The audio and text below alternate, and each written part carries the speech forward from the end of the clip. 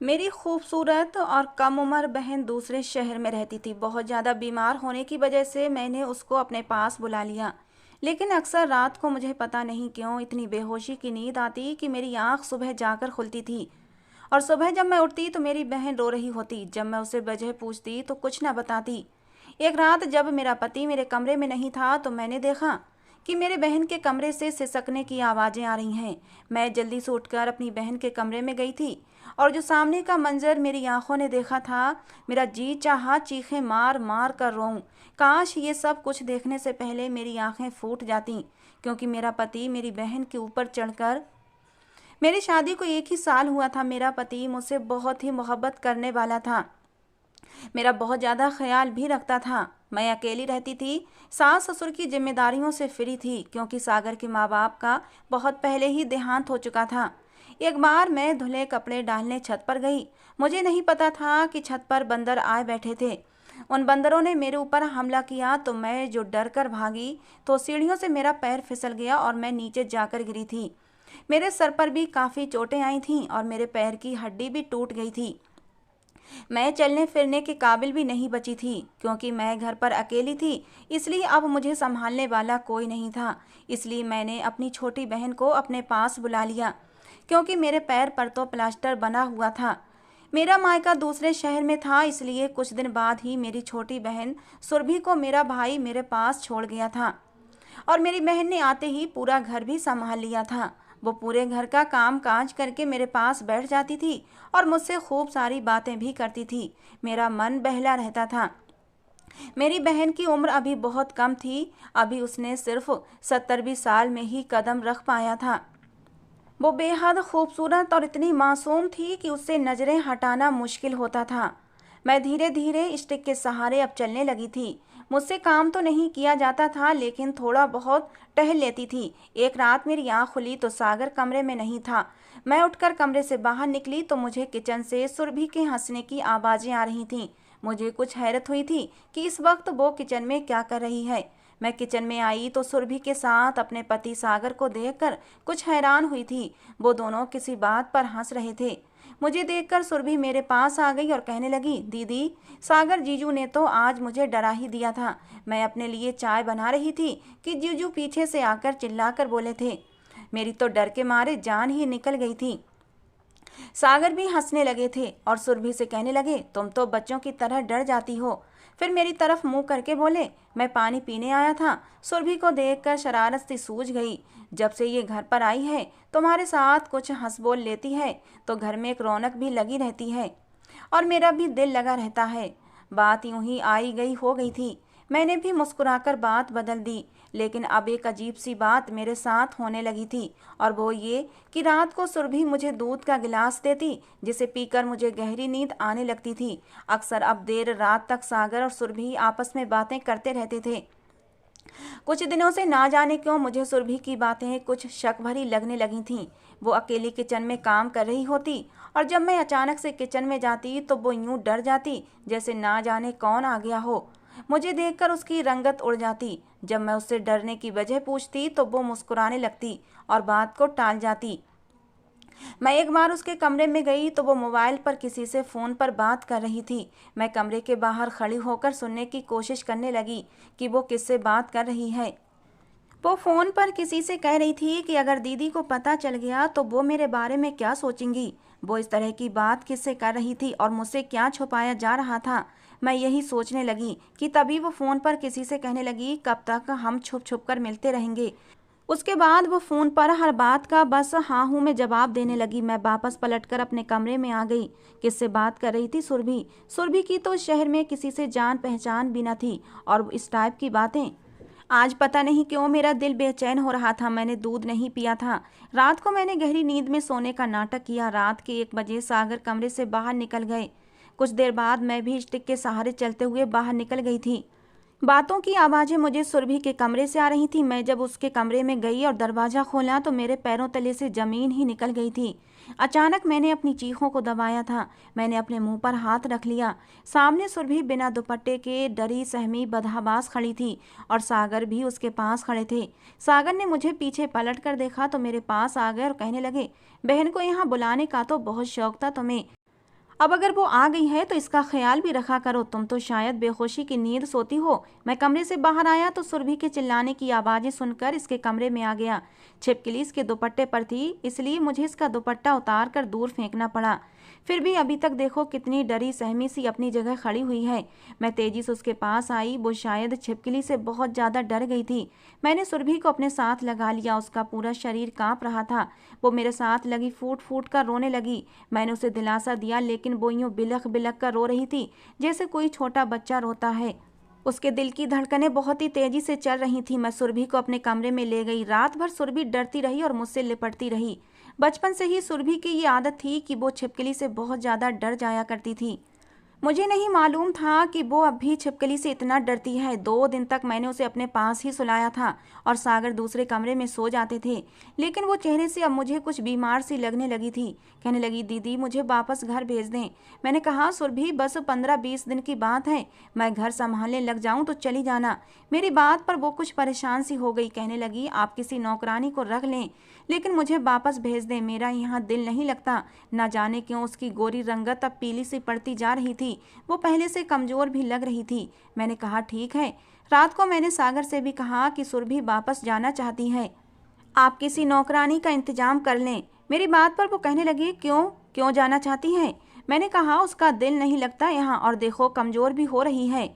और फिर देखो अब मैं भी स्टिक के सहारे चलने लगी हूँ। लेकिन सागर कहने लगे, स्टिक के सहारे से चलती हो तुम, अगर फिर से गिर गई तो जानती हो कितनी मुश्किल हो जाएगी। मैं सुरभि को डॉक्टर के पास ले जाता हूँ। तुम मुझसे पहले कहती कि वो बीमार है तो मैं पहले ही दिखा देता। उससे कहो कुछ दिन और रह ले, फिर बेशक चली जाए। मुझे तो ये था कि तुम्हारा पाँव ठीक हो जाए, वरना मुझे क्या मतलब, तुम्हारी बहन है, जहाँ चाहे रहे। अगले दिन मैंने सुरभि को सागर के साथ डॉक्टर के पास भेज दिया। 4 घंटे बाद वो वापस लौटे तो सुरभि मुस्कुरा रही थी। हाथ में शॉपिंग बैग भरे हुए थे। सागर मुझसे कहने लगे, तुम्हें तो अपनी बहन का जरा भी ख्याल नहीं है। डॉक्टर कह रहा था बच्ची को खुश रखा करो। अब मैंने इसे ढेर सारी शॉपिंग कराई है, देखो कितनी खुश है। मुस्कुराती हुई सुरभि ने मेरे गले में बाहें डाल दी और कहने लगी, हाँ दीदी मैं बहुत खुश हूँ। मुझे सागर जीजू ने देखो कितनी सारी शॉपिंग कराई है, और आपके लिए भी एक खूबसूरत सी घड़ी खरीद कर लाए हैं। फिर वो मुझे शॉपिंग बैग से सारी चीज़ें दिखाने लगी। ये बात नहीं थी कि मुझे ये सब देखकर बुरा लगा था। सागर ने जो कुछ भी लेकर दिया था मेरी बहन को ही लेकर दिया था, लेकिन इस 1 साल में मुझे कभी इतनी ज़्यादा शॉपिंग नहीं कराई थी। हमेशा यही कहते मेरा बजट ज़्यादा नहीं है, इसलिए इतना कुछ लेने की क्या ज़रूरत है। ना जाने क्यों मुझे ये सब अच्छा नहीं लग रहा था। रात को मैंने सागर से कहा, आपको क्या ज़रूरत थी सुरभि को इतनी शॉपिंग करवाने की? मेरी बात सुनकर वो कहने लगे, तुम्हारी बहन को मैं अपनी ही बहन समझता हूँ। सागर की मोहब्बत अपनी जगह ठीक थी, लेकिन मैं अपने बेचैन दिल का क्या करती जो मुझे अनजाने डर में डाल रहा था। सुबह को ही मैंने सुरभि से कहा कि मैं भाई को बुलाकर तुम्हें वापस भिजवा देती हूँ, अब मैं काफ़ी ठीक हूँ। लेकिन उसने सागर के सामने ही मना कर दिया। कहने लगी, नहीं दीदी, जब तक आप बिल्कुल ठीक नहीं हो जाती मैं नहीं जाऊँगी। मैंने कहा, तुम्हारा तो यहाँ दिल नहीं लगता था, तो क्या फ़ायदा रहने का। ना जाने क्यों, लेकिन मैं चाहती थी कि सुरभि अब वापस गांव चली जाए। लेकिन सागर मुझ पर भड़क उठे। कहने लगे, जब वो कह रही है उसे अभी नहीं जाना तो तुम क्यों बहस कर रही हो। मैं भी चुप सी हो गई थी, लेकिन मेरे दिल को एक पल भी चैन नहीं था। सागर 1 मिनट के लिए भी बाहर जाते तो मैं उठकर उनके पीछे पीछे आ जाती, उन्हें उनका सामान खुद अपने हाथों से देने लगती। बार बार रातों को उठकर सुरभि का कमरा खोलकर उसे सोते हुए देखती। न जाने कैसी उलझन थी, कैसा डर था जो मेरे दिल में बैठ गया था। एक अनजाना सा डर जो मुझे नजर नहीं आ रहा था, लेकिन मेरे दिल को परेशान कर रहा था, जिसे मैं महसूस कर सकती थी। आज सुबह सागर की ऑफिस की छुट्टी थी। नाश्ता करते ही सागर सुरभि से कहने लगे, सुरभि तैयार हो जाओ, घर का राशन खत्म है, तुम मेरे साथ चलो तो मुझे खरीदारी में आसानी रहेगी। सुरभि ने एक बार भी इनकार नहीं किया था, फौरन से हाँ में सिर हिलाने लगी। अब तो एक बार फिर से मेरा दिल बेचैन हुआ था। सुरभि घर आते ही सामान किचन में रखकर अपने कमरे में चली गई। अब अक्सर ऐसा होने लगा था। ऑफिस टाइम में भी सागर सुरभि के साथ किसी न किसी बहाने से चले जाते। अब तो मेरा सब्र जवाब दे गया था। अकेले कमरे में बैठकर मैं रोने लगी थी। एक तरफ मेरा घर टूट रहा था और दूसरी तरफ मेरे घर की बर्बादी की जिम्मेदार मेरी सगी बहन थी। मैंने सोच लिया था कि अब मैं चुप नहीं रहूंगी। मैंने सबसे पहले सुरभि से बात की कि तुम घर की चीज़ों के बहाने कहाँ जाती हो। मेरी बात सुनकर वो सटपटासी गई थी और नामे सिर हिलाने लगी और कहने लगी, कहीं भी तो नहीं, मैं तो सामान लेने ही जाती हूँ। मैंने थोड़ा गुस्सा होकर कहा कि सुरभि, मुझे सच सच बताओ, तुम्हारे और सागर के बीच क्या चल रहा है। मेरी बात सुनकर सुरभि रोने लगी। वो मुझे कुछ बताने ही वाली थी इससे पहले कि वो मुझे कुछ कहती कि सागर के कमरे से बड़े गुस्से में अंदर दाखिल हुए थे और मुझे बड़ी जोर से पकड़ा और दूसरे कमरे में ले गए। कहने लगे, तुम होती कौन हो मेरे बारे में जासूसी करने वाली।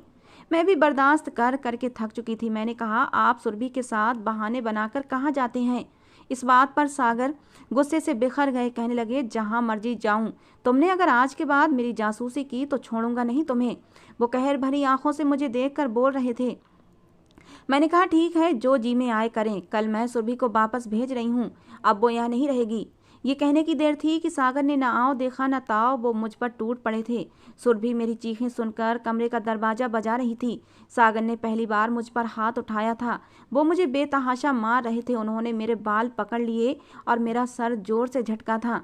मुझसे कहने लगे, बहुत शौक है तुम्हें सच जानने का, तो सुन लो, मैं सुरभि से शादी करने वाला हूँ और देखता हूँ तुम उसे यहाँ से कैसे भेजती हो।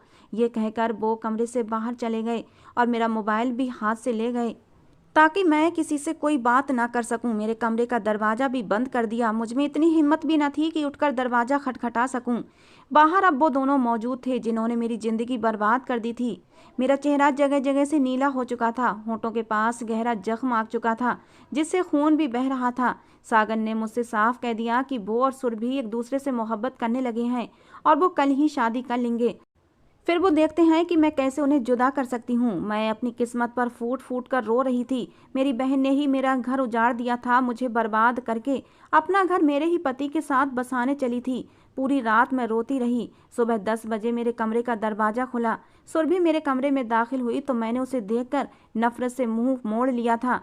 वो मेरे पास आकर बैठ गई तो मैंने गुस्से से और नफरत से उसे झटक दिया और कहा कि तुम मेरी बहन हो या डायन, मेरा घर बर्बाद करने से पहले तुमने एक बार भी मेरे बारे में नहीं सोचा। क्या ऐसी होती हैं बहनें तुम जैसी। मेरी बात सुनकर वो फूट फूट कर रोने लगी। कहने लगी, मेरा कोई दोष नहीं है दीदी, मैं तो खुद पिछले कई महीनों से एक दर्द को सह रही हूँ, सिर्फ और सिर्फ आपके लिए, ताकि आपका घर न टूटे। मैं ना समझी से उसे देखने लगी तो वो कहने लगी, दीदी, जब से मैं यहाँ आई हूँ मुझे सागर की नज़रों से उलझन सी महसूस होती थी। फिर मुझे ये लगने लगा कि मेरे कमरे में रात के समय कोई खिड़की खोलकर अंदर झांकता है। एक बार मैं किचन में अपने लिए चाय बना रही थी कि सागर ने मुझे आकर डरा दिया और बात हंसी में डाल दी थी। पहले मैंने भी इस बात को मजाक ही समझा था, लेकिन फिर एक बार वो किचन में आए और कहने लगे, तुम्हें अपनी बहन का जरा भी ख्याल नहीं है। देखो वो कितनी कमज़ोर होती जा रही है। रोज तुम उसे दूध में डालकर दिया करो और उसे मत बताना, वरना वो पिएगी नहीं, बहुत लापरवाह है। मैं आपको वो पाउडर दूध में डालकर देने लगी। एक दिन मुझे लगा कि मेरे कमरे का दरवाजा बंद हुआ, किसी ने अंदर से कुंडी लगाई है। जब अचानक मेरी आंख खुली तो सागर सामने खड़े थे। मैंने फौरन से साइड पर रखा दुपट्टा खुद पर ओढ़ा था, लेकिन वो शैतानी हंसी हंसते हुए कहने लगे, मुझसे इतना क्यों घबरा रही हो, मैं कोई गैर थोड़ी हूँ। उनकी बात सुनकर मैं बेड से खड़ी हो गई थी। मैंने कहा, आप इस समय मेरे कमरे में क्यों आए हैं। वो कहने लगे, इस समय कोई किसी हसीन और खूबसूरत लड़की के कमरे में क्यों आता है। मुझे उनकी बात सुनकर डर महसूस होने लगा। मैं कमरे के दरवाजे की तरफ भागी ताकि कमरे से बाहर निकल सकूं। मैंने कमरे की कुंडी खोल ही पाई थी कि तभी उन्होंने मुझे बाजू से पकड़कर बेड पर फेंक दिया। मैंने चीखकर आपको मदद के लिए पुकारा था, लेकिन आप नहीं आई। वो मेरे मुंह पर हाथ रख चुके थे। मेरा रो रो कर बुरा हाल था और मैं अपनी इज्जत खो चुकी थी। वो अपने नापाक इरादे पूरे करके मेरे कमरे से जा चुके थे और मुझे ये धमकी भी दी थी कि मैंने अगर किसी को कुछ बताया तो आपको तलाक दे देंगे और मुझे भी जान से मार डालेंगे। मेरा सब कुछ लुट गया था, मैं बर्बाद हो चुकी थी। मेरा जी चाहा मैं खुद को ख़त्म कर लूँ या इस आदमी को ही मार डालूँ जिसमें ना किसी रिश्ते का मान था ना ही इंसानियत बची थी। मैंने बहुत बार कोशिश की कि आपको सच्चाई बता दूं, लेकिन उनकी घूरती हुई नज़रें मुझे अंदर से दहला देती थीं। वो रोज़ दूध में एक पाउडर डालकर देते और कहते, जाकर इसे अपनी बहन को पिला दो। मैं जान गई थी कि इसमें ज़रूर कोई नशीली चीज़ मिली हुई है ताकि आप उठ ना सकें। सागर रोज़ रात को मेरी इज्जत को तार तार करते रहे और मैं बेबसी से आंसू बहाती रहती थी। एक बार मुझे फ़ोन पर कहने लगे, मैं तुम्हारे लिए एक बहुत ही खूबसूरत ड्रेस लाऊंगा, वो तुम रात को पहन लेना। मैंने कहा कि दीदी को पता चल जाएगा तो वो क्या सोचेंगी। वो कहने लगे, उसे खबर नहीं होगी। मैं उनसे बचने के बहाने ढूंढती थी, रोती थी। वो मुझे हर वक्त धमकाते रहते थे, परेशान करते थे। कहते थे, तुम्हारा बाप भी बीमार रहता है, अगर तुमने किसी के सामने जरा सा भी मुंह खोला तो मैं तुम्हारी बहन को तलाक दे दूंगा। तुम्हारा बूढ़ा बाप तो ये सुनकर ही मर जाएगा और तुम्हारी सच्चाई जानकर भी तुमसे भी कोई रिश्ता नहीं करेगा। मेरा तो कोई कुछ नहीं बिगाड़ सकता। ज़्यादा से ज़्यादा कुछ सालों की सज़ा हो जाएगी और मैं फिर से आज़ाद हो जाऊंगा और उसके बाद मुझे और भी लड़कियां मिल जाएंगी। तुम्हारी बहन के घर का बसना और उजड़ना तुम्हारे हाथ में है। इसलिए मैं अंदर ही अंदर घुटती रही और सागर के हर जुल्म को सहती रही। मैं सोचती थी कि मैं तो बर्बाद हो ही चुकी हूँ, कम से कम आपका घर न टूटे। ऐसी ही एक रात थी जब सागर मेरे कमरे में आए थे। उस रात वो दरवाजे की कुंडी लगाना भूल गए थे, या फिर उन्हें चिंता ही नहीं थी, क्योंकि वो जानते थे कि नशीला दूध आप पी चुकी हैं। लेकिन उस रात आप अचानक मेरे कमरे में आ गईं तो उन्होंने छिपकली का बहाना रच दिया था। मैं ये तकलीफ सह सहकर थक चुकी थी, इसलिए आपके साथ लगकर रोने लगी थी। वो मुझे पीछे से इशारे कर रहे थे कि अगर तुमने जबान खोली तो तुम मारी जाओगी। मुझे उनसे बहुत डर लगता था। मैंने इसीलिए आपको कहा कि मुझे घर वापस भेज दें, लेकिन आपने मुझे उनके साथ डॉक्टर के पास भेज दिया। मुझे उन्होंने शॉपिंग कराई और कहने लगे, मुस्कुराती हुई घर में जाना और खुश दिखाई देना, वरना तुम्हारी बहन की बर्बादी और तुम्हारी मौत को कोई टाल नहीं सकता। मैं उनके हाथों की कठपुतली बनकर रह गई थी दीदी। ये कहकर वो रोने लगी थी। मैं किसी पत्थर की तरह बैठी उसे देख रही थी। वो कहने लगी, उन्होंने ही मुझसे कहा था कि मैं वापस जाने से इनकार कर दूं। फिर राशन के बहाने से मुझे होटल में ले जाने लगे थे, क्योंकि आप घर पर उन पर निगरानी रखने लगी थीं। उन्हें अकेला नहीं छोड़ती थीं और ना ही नशे वाला दूध पीती थीं। और फिर जो कुछ भी हुआ वो सब अब आपके सामने है दीदी। मुझे बताएं, मेरा क्या दोष है? आपका घर बचाने के लिए मुझे रोज एक कड़ी आजमाइश और दर्द से गुजरना पड़ता है। मुझे इनसे शादी नहीं करनी दीदी। वो मुझे शादी का जोड़ा देकर गए हैं। कह रहे थे, जब मैं आऊं तो तैयार रहना, मैं तुम्हारे साथ मंदिर में जाकर शादी करूंगा। आपके कमरे की चाबी भी छुपा कर गए थे, ताकि मैं आपको कमरे से ना निकाल सकूं, लेकिन वो मैं देख चुकी थी कि कहाँ रखी है, इसलिए आपका दरवाज़ा खोल दिया। मुझे बचा लें दीदी, भगवान के लिए मुझे इस दरिंदे आदमी से बचा लें। ये कहकर वो रोने लगी थी। मैं भी उसके साथ लगकर फूट फूट कर रोने लगी। एक साल उस आदमी के साथ रहकर भी मैं उसके घटियापन को समझ नहीं पाई थी। जो दर्द, जो तकलीफ मेरी छोटी बहन सह रही थी, वो शायद मेरी तकलीफ से कहीं ज़्यादा था। मैं अब सोच चुकी थी कि मुझे आगे क्या करना है। मैंने वो शादी का जोड़ा खुद पहन लिया और अपनी बहन को अपने कमरे में लॉक कर दिया। उससे कहा, तुम चादर ओढ़कर यूं लेटना जैसे सो रही हो। और मैं खुद दुल्हन बनकर घूंघट निकालकर अपनी बहन के कमरे में जाकर बैठ गई। मेरा पति मेरे कमरे में गया था। वो समझा मैं सो रही हूँ, इसलिए मेरे पास आया और मुझे सुरभि समझकर कहने लगा, आज हमारी शादी हो जाएगी, फिर तुम्हें मुझसे कोई भी जुदा नहीं कर सकता। उसे इस बात का भी पता नहीं था कि दो बहनों से एक बार में शादी नहीं कर सकते। उसके ऊपर तो बस हवस की पट्टी बंधी हुई थी। वो बाहर चला गया। थोड़ी देर बाद फिर आया और कहने लगा, चलो सुरभि, पंडित जी तैयार हैं, हमें अभी मंदिर जाना होगा। मैंने घूंघट ऊपर नहीं किया था और उसके साथ चली गई। वहां जाकर मेरी अपने ही पति से दोबारा शादी हो गई। अब मैं दुल्हन बनी उसका इंतजार कर रही थी। जब वो कमरे में आया तो मैं घूंघट निकाले बैठी थी। जैसे ही उसने मेरा घूंघट उठाया, मैंने तेज धार वाले चाकू से उस पर वार करना शुरू कर दिए।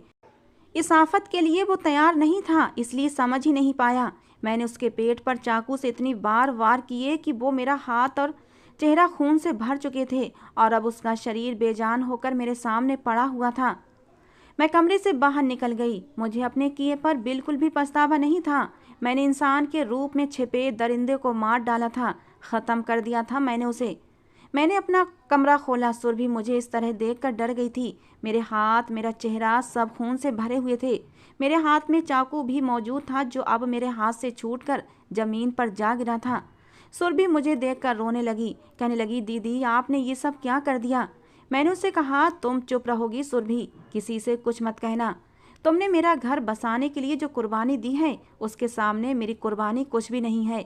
तुम किसी को भी इस हकीकत के बारे में कुछ भी नहीं बताओगी। और फिर मैंने नहाकर कपड़े बदले, अपने खून से भरे कपड़ों को फेंक दिया और पुलिस को ये कहा कि रात चोर आए थे। मेरे पति ने बचाव करना चाहा तो वो चोर मेरे पति को मार कर चले गए। छोटी मोटी इन्वेस्टिगेशन के बाद ही किस्सा ख़त्म हो गया था। आज मेरी छोटी बहन की शादी है। जो दर्द, जो तकलीफ़ उसने बर्दाश्त की थी, वो उसके और मेरे सीने में दफन है और हमेशा दफन ही रहेगी। अब मैं अपने माँ बाप के पास रहने लगी हूँ। मेरी बहन अपने घर में बहुत खुश है। उसका पति उससे बहुत प्यार करता है और उसे खुश देखकर मैं भी बहुत खुश हूँ। सागर सबकी नज़रों में एक बहुत ही अच्छा और महान मर्द था कि पत्नी और घर की सुरक्षा करते हुए उसने अपनी जान दे दी। लेकिन ये तो मैं और सुरभि ही जानते थे कि सागर कैसा था। सुरभि की शादी को अभी 2 ही साल गुजरे थे कि मेरे भाई ने मेरे लिए भी रिश्ता ढूंढ लिया। मैं शादी नहीं करना चाहती थी, लेकिन भाई ने और मेरी बहन ने ही मुझे समझाया कि पूरी जिंदगी यूं तन्हा नहीं गुजर सकती। फिर मैं भी भला क्यों ऐसे इंसान की खातिर खुद को तन्हाई में डालती जिसने हम दोनों बहनों की जिंदगियां बर्बाद कर दी थीं। इसलिए मैंने भी शादी के लिए हामी भर ली। मेरी शादी को भी 2 साल का अरसा बीत चुका है। मेरा एक प्यारा सा बेटा भी है और मैं अपने घर में अपने पति के साथ बहुत खुश हूँ। मेरे दिल में कभी भी अपने किसी भी किए गए काम पर पछतावा नहीं हुआ था। मुझे ये लगता है कि मैंने सही समय पर सही फैसला किया था। सच ही कहते हैं, औरत को हमेशा सावधान रहना चाहिए। रिश्ते भी दगा दे जाते हैं, फिर चाहे वो देवर हो, जेठ हो, जीजा हो या फिर कोई भी दूर का रिश्तेदार मर्द हो। हमेशा मर्द से दूरी बनाकर रहें और सावधान रहें। दोस्तों, आज की हमारी ये कहानी आपको कैसी लगी ज़रूर बताना। पसंद आई हो तो प्लीज़ लाइक करना। रोज़ एक नई कहानी सुनने के लिए हमारे चैनल को भी सब्सक्राइब करना। कहानी को पूरा अंत तक सुनने के लिए आप लोगों का बहुत बहुत धन्यवाद। दोस्तों, मिलते हैं अगली किसी नई कहानी के साथ।